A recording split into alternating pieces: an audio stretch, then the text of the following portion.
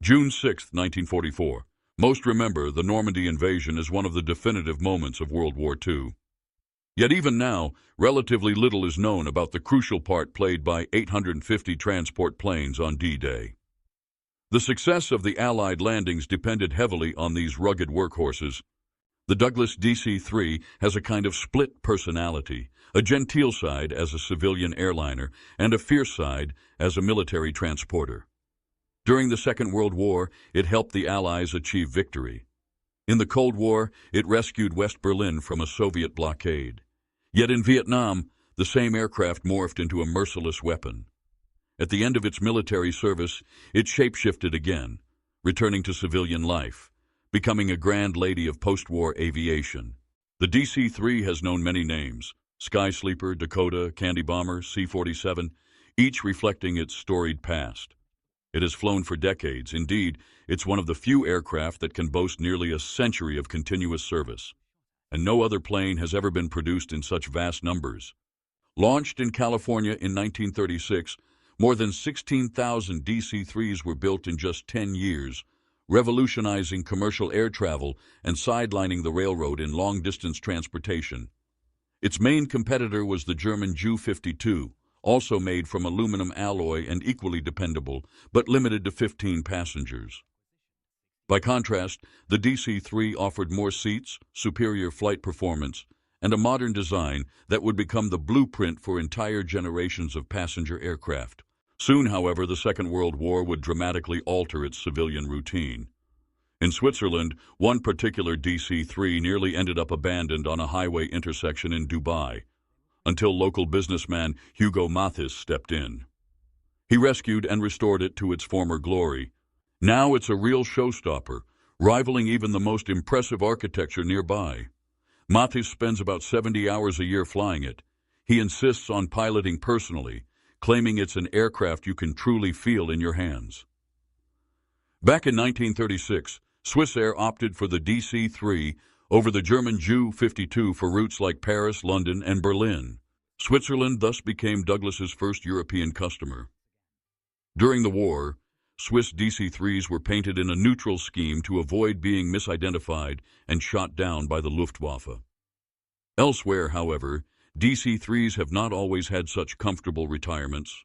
Of the 16,000 produced, most now lie grounded, but even in so-called aircraft boneyards, the DC-3 retains value. In Wisconsin, at Basler Turbo Conversions in Oshkosh, engineers give these vintage warbirds a new lease on life. Some date back to World War II when they served as C-47 military transports. Here they're stripped, modernized with advanced avionics, and rolled out as Basler turboprop DC-3s. The Swiss DC-3 that Hugo Mathis flies began its second life as a C-47 in this very workshop. Ashley Hayes, an aircraft mechanic at Basler, stands out as the only woman on the shop floor. She's relatively new, but passionate about these planes. Each battered airframe has its own personality, often carrying bullet holes or patchwork repairs that hint at its wartime past. Ashley sees each DC-3 as a flying museum piece, with countless stories to share. When the DC-3 debuted in the 1930s, it was built for luxury. American Airlines coined the term Sky Sleeper, installing seats that converted to beds. The airline's first order was made with nothing more than a handshake. Flying was expensive, reserved for affluent travelers who dressed in their Sunday best for the journey. Being a flight attendant suddenly became a glamorous career. The Sleeper offered unparalleled comfort, spacious seats, modern restrooms for both men and women, and at night, the chairs folded into cozy bunks. Hollywood stars flocked to it, loving the convenience of non-stop coast-to-coast travel in just 15 hours with 3 quick refueling stops. The DC-3, more than any other aircraft, made air travel financially viable, overshadowing the slower, smaller Ju-52. The arrival of war, however, changed everything. When the United States joined World War II in December 1941, many civilian DC-3s were commandeered and reconfigured into C-47s.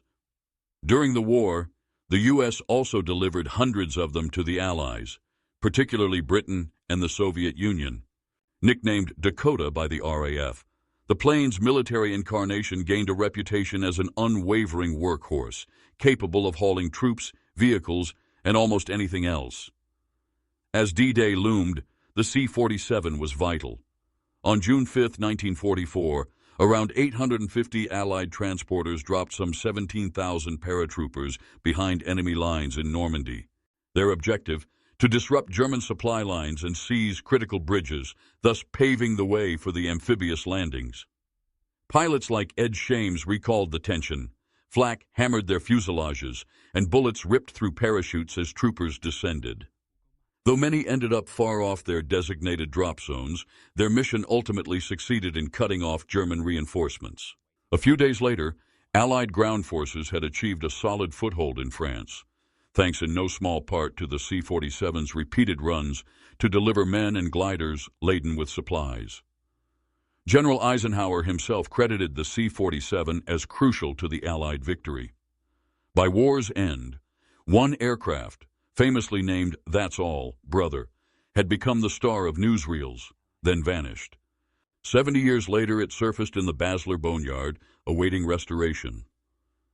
A second moment of glory came in 1948 during the Berlin airlift, when the Soviet Union sealed off all land routes to the city. Allied pilots flew countless candy bombers, as Berliners called them, to bring food and coal. For Berlin's children, these planes rained candy rather than bombs. Pilots attached miniature parachutes of sweets. In those austere times, a single chocolate bar felt like a precious gold nugget. The gesture won the Allied powers immense goodwill in post-war Germany, and the DC-3 was again the hero. But in Vietnam, the aircraft took a darker turn. Renamed Puff the Magic Dragon, the AC-47 gunship spewed relentless firepower, tracer bullets at 6,000 rounds per minute. Formerly known for dropping chocolate, the DC-3 now delivered devastation. After the conflict, many DC-3s seemed headed for scrap, overshadowed by more modern jets. But the old plane would not be written off so easily. In the 1990s, Basler upgraded the DC-3 with turboprop engines, digital avionics, and new wings.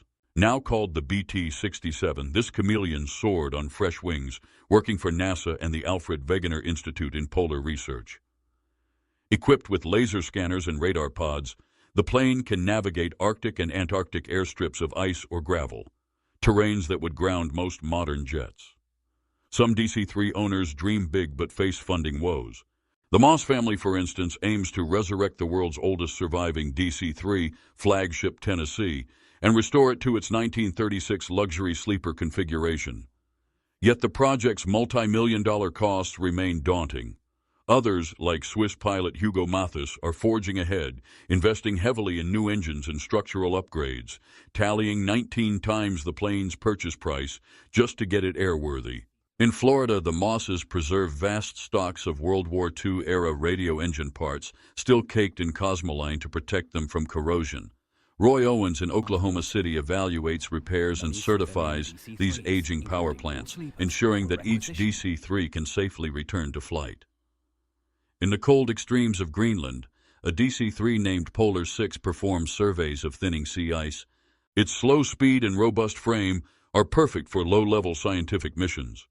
Where a jet might stall at such altitudes or runways, the DC-3 handles them gracefully, continuing a legacy of adaptability and endurance that began 8 decades ago.